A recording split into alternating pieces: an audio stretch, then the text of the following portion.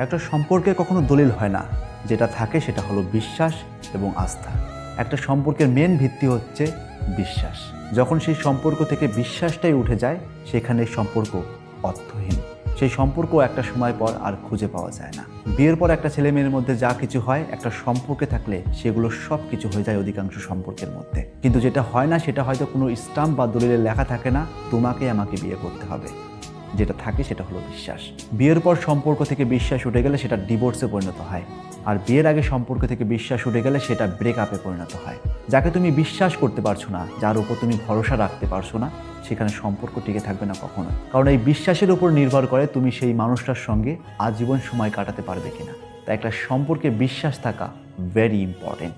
তাই সম্পর্কে কখনো বিশ্বাস ভেঙো না। একে অপরের প্রতি বিশ্বাস অর্জন করো, সেই মানুষটাকে রেসপেক্ট করো এবং সেই মানুষটাকে ভালোবাসো। তাহলে আজীবন দেখবে তোমার সম্পর্কটা টিকে যাবে।